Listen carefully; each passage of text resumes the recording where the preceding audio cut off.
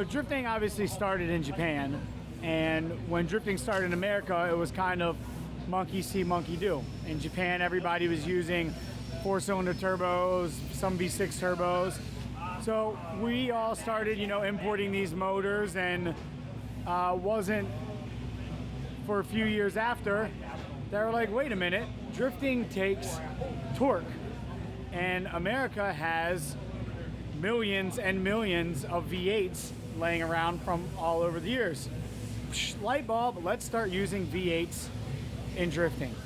And fact of the matter is, they're cheap, their parts are plentiful, they make plenty of horsepower, plenty of torque, they stay relatively cool, and they work fantastic for the challenges that drifting brings on.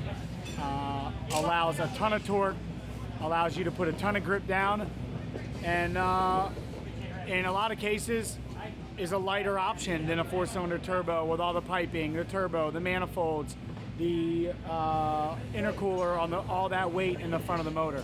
So yeah, people started catching on, and now you go through the pits in Formula D, and just about everybody has a V8. So some might hate on it, but I call it progression. I think that it's a fantastic thing. Drifting in America has kind of taken on its own thing. I believe that you'll start seeing Japan start getting some V8s, and it just makes sense. That's the bottom line.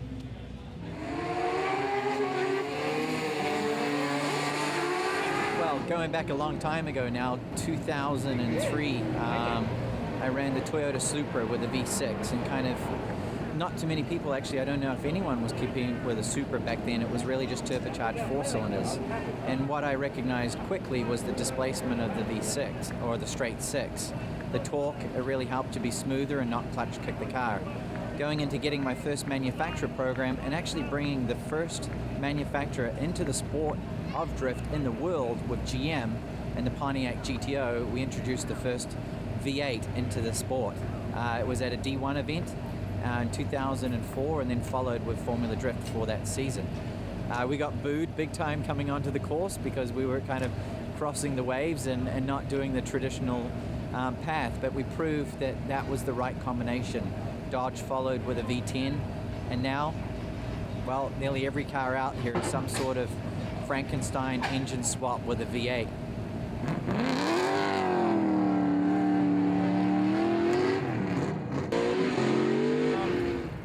So I've pretty much been in every kind of variation of a chassis there is: short wheelbase, long wheelbase, regular style wheelbase, 4-cylinder turbo, extremely well-tuned 4-cylinder turbo with sequential box, V8s, different variations of V8s. So I've been in a lot of different stuff and a lot of really, really good equipment and a lot of really, really good cars. And it's slowly progressing, this whole V8 takeover, much like the 4-strokes in taking over the 2-strokes in motocross and supercross. The V8s just have a lot more torque, and it makes the cars a lot easier to drift, because instead of having to try to keep the turbo lit all the time, you just have all that torque, right under your foot at any moment in time. And it makes things a lot easier during tandem, a lot less mistakes. Your drifting is a heck of a lot smoother on a track. And it's for the pro stuff, for Formula D, it's almost needed at this point to be able to compete with the other guys, because everybody else is running V8s. And then this year you actually have Daigo Saito, who came in, and he's just crushing it with a stroked 2JZ engine running nitrous, which is super sick setup. And I'd love to be able to try that thing out to see how it is and compare it to an actual V8, because he's doing, he's second in the championship right now, and he's kind of holding it down for all the turbo guys that are still left in the sport right now. And I really do like the V8s. It definitely suits pretty much any car and every car. And for the amateurs and the grassroots guys trying to come up, it makes a lot of sense for them, because it's a lot less maintenance involved. There's a lot better transmissions that are just kind of bolt-on accessible and cheaper to do. So you have like this whole assortment of parts that really helps you out and makes it that much easier for I wouldn't say struggling, but someone who's just trying to make his name and trying to make his way into the professional ranks.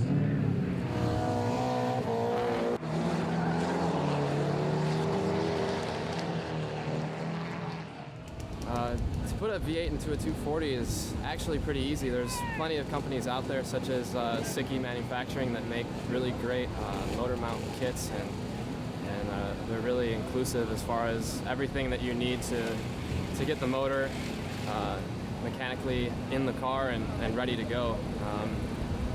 It includes everything from CNC'd aluminum motor mounts, transmission mount, drive shaft, clutch master cylinder, headers, and pretty much everything you need to get it in there. So last year I ran a fully built Nissan SR20 motor that made 430 wheel horsepower and 380 foot-pounds of torque. And it was a fully built motor. It was pretty much maxed out, and unfortunately had some issues with it towards the end of last season, and we decided to go with a Chevy LS3 for 2012. And basically putting that in stock, it makes the same amount of power that my fully built 4-cylinder motor made last year. The biggest challenge that we had putting this motor in the car was the transmission setup. We're not using a stock T56 transmission that you would normally find with a Chevy V8 motor. We're using a Jericho 4-speed dog engagement type transmission that you would find in NASCAR or like circle track racing. We modified the transmission tunnel and firewall within the Formula Drift rules, per the rule book, and basically that helps us make working on the car much easier when we're at the track. If anything were to come up where we needed to pull the transmission or do any kind of work underneath the car. So now with the V8, we can focus on getting comfortable with the car at the tracks that we're at, and just focus on driving, focus on trying to dial in our suspension, and just doing what we came here to do.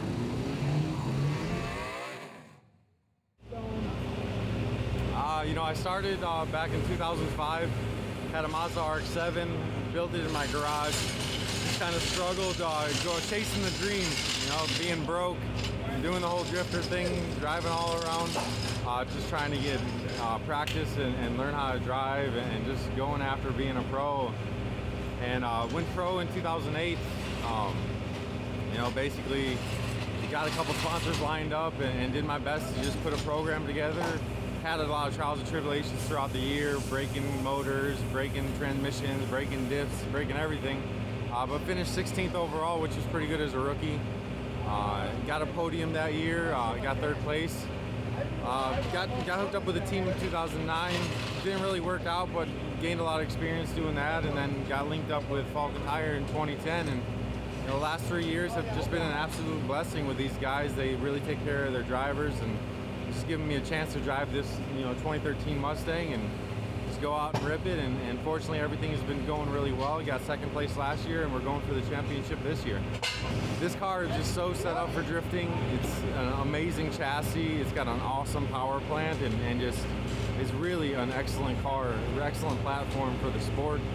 And Vaughn, Gittin Jr. and myself have really proven that this car is a competitor in our series, and I wouldn't want to be driving anything else.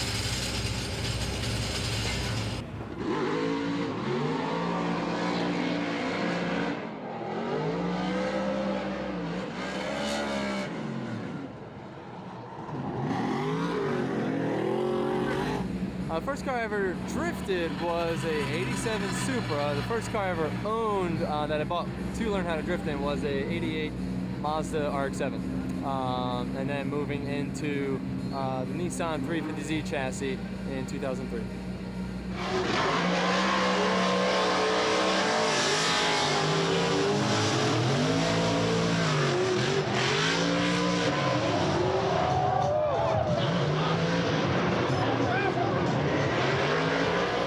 In 2006, we built our convertible 350Z with a Nissan Titan 5.6 liter V8. And I don't want to say we were the first car, because I don't know that for sure, but we were very much one of the first drivers to put a V8 from another car and or truck into a drift car for Formula Drift competition.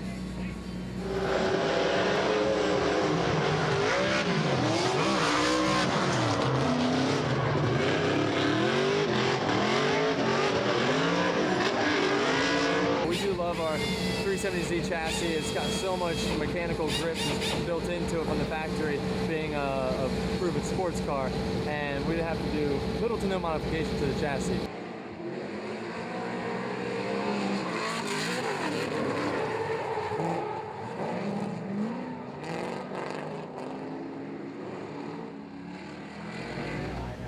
So I started off my Formula Drift career in a Toyota Supra, which is a 2JZ motor.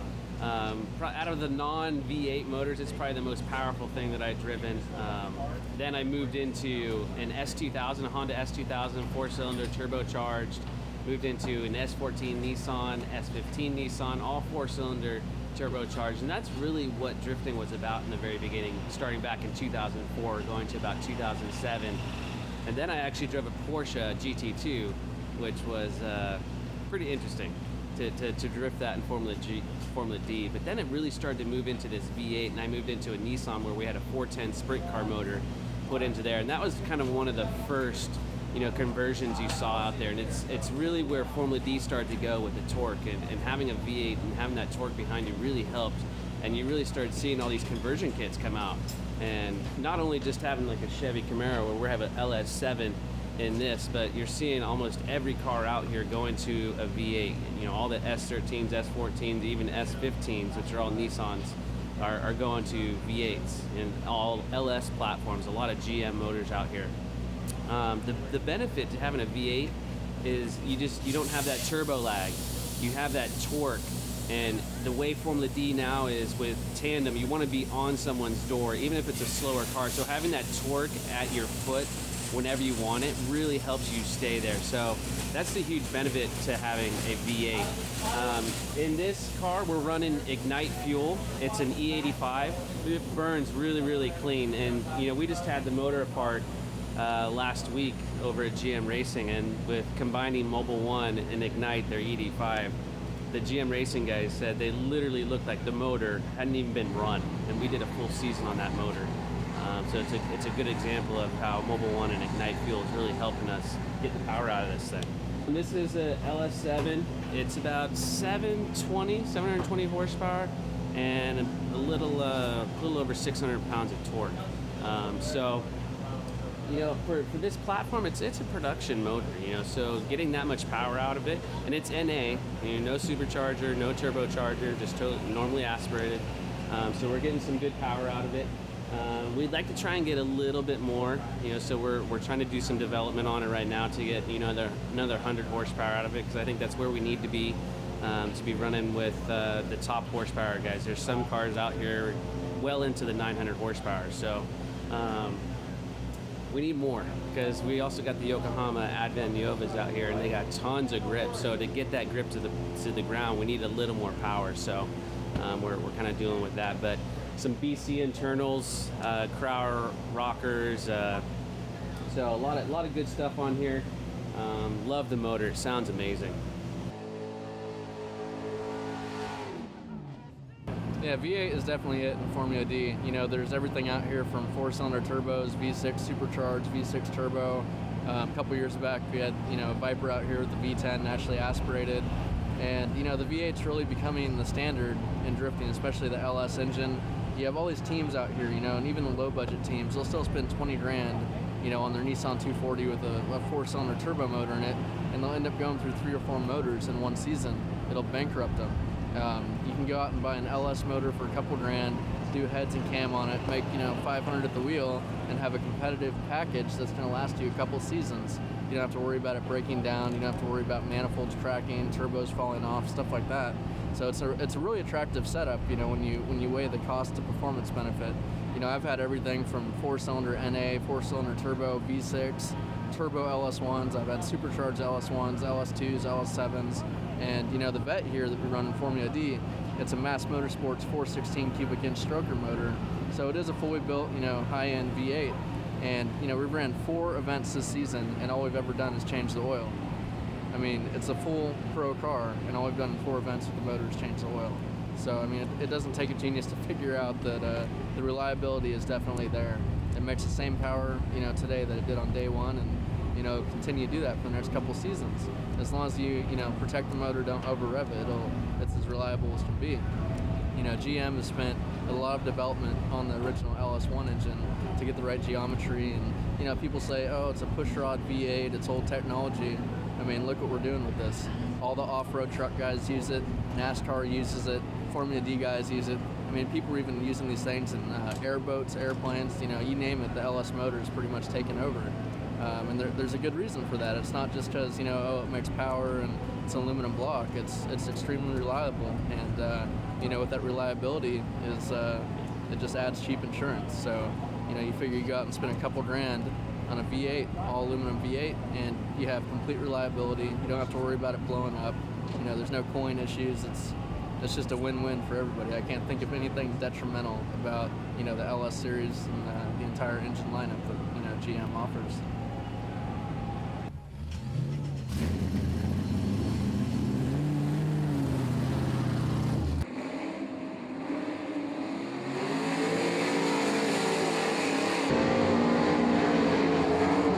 In drifting, horsepower has always been important. In 2005, I was in a 240SX with about 290 horsepower. In 2006, I was in a Toyota Supra with about 400 horsepower. It had a straight six in it. And in 2007, 8, and 9, I was in a Corvette with a supercharged V8. Obviously a lot more horsepower. And then the last 3 years, I've been in a Chevy Camaro with a GM Performance Parts LS7, and we're at about 700 horsepower. The name of the game in the last few years has definitely been V8s. There are obviously a couple of six cylinders out there that are turbocharged that make a lot of power. But if you look at all the previous champions for the last 3 or 4 years, they've all been V8 powered. So I think you can see the importance in having a V8. We're at about, I think, about 100 octane unleaded. We run the same O2 sensors on our exhaust system that you would have in a street car. So we can't run like a leaded race fuel. But it seems to work pretty good. I mean, 700 horsepower.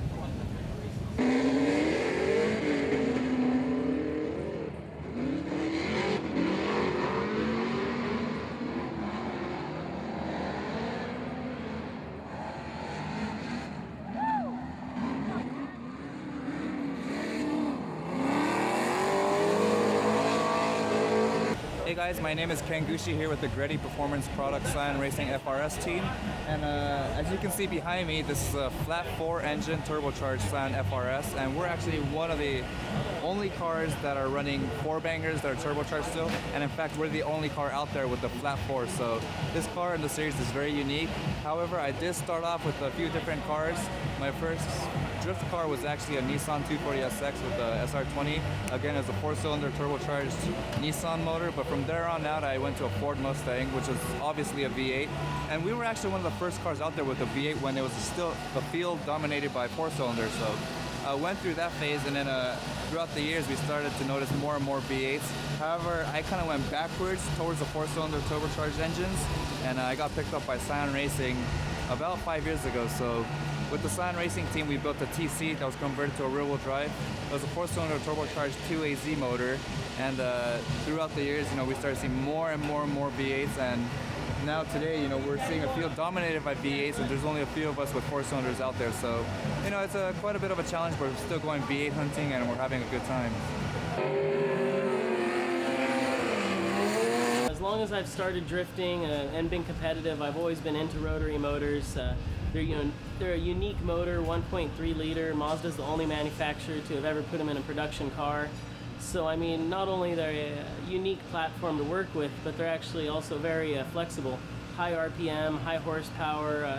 It's a lot of racing series out there in the nation and in the world that won't even let them compete against piston motors anymore. So it's fantastic that Formula D lets us put our motors that Mazda Tricks builds and Mazda USA helps us with, and we get to put them up against all these V8s and piston motors out here and show them what we can do. There's definitely been a rise of the V8s out here, and I mean, I think that's part of America. We love hot rodding. I grew up with classic cars and V8s, thought I was going to be a hot rodder, and it just turned out that I was going to hot rod rotaries. And you know, we run about 30 pounds boost and 50 shot of nitrous to keep up with most of these V8s, but that's the joy of it. You know, this is America. We love horsepower, we love tire smoke, and I love hearing the V8s out there, and I also love beating the V8s out there.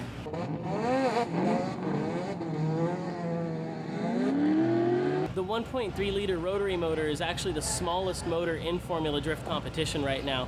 Most of the V8s have a lot of displacement on us, so it's actually a point of pride and a point of bragging that we really can keep up with everybody. We were 10th in points last year, we're doing good this year, and we've still got the smallest motor in the field. So just got to thank Mazda and Mazda Tricks and Nexen Tires and everybody that keeps us out there.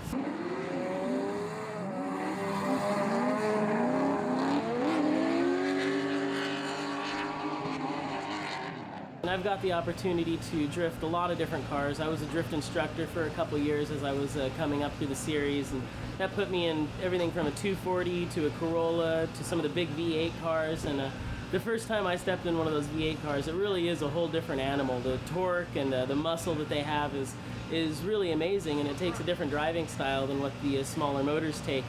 But again, you know, it comes back, I think, to my background. I've done some road racing and just always being tied to the rotary motors. I love the RPM that they generate, you know, being able to run to 10,000 RPM and coming down the straightaway when those V8s are tapped out at maybe 7,500, and on the rev limiter I've still got another 3,000 RPM to go, and I'm closing in fast. So it's part of the mix of what drifting is. You know, one person has their idea of what's going to be fastest, and the next person has his, and you know, that's hot rodding, that's racing, that's drifting.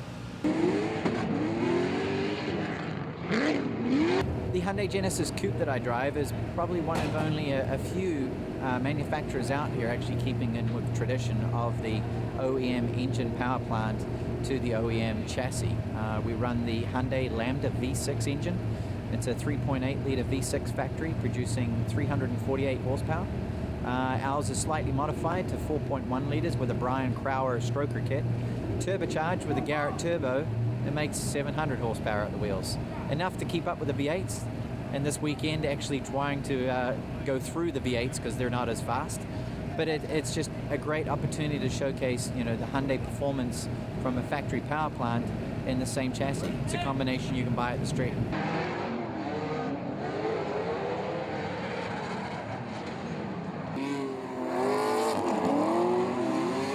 I started with a 4-cylinder turbo. There's something about turbocharged motors that are really fun to drive.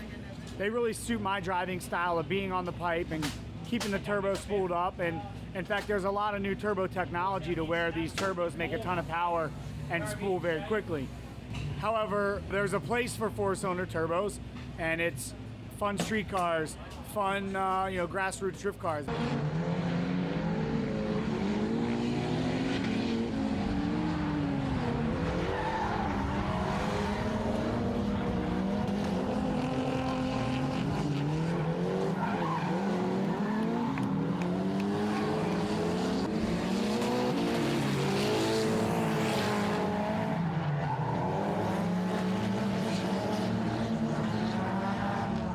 But it's my opinion that turbo cars aren't the most efficient and don't make the most sense for this level of drifting. You know, they generate a lot of heat. There's a little bit more weight to some of them, and you know, just having that raw torque band of a V8 in my mind makes sense. However, there's others with other opinions, and they're out here competing and they're doing really well. They've definitely figured some things out, and it's kind of to each his own.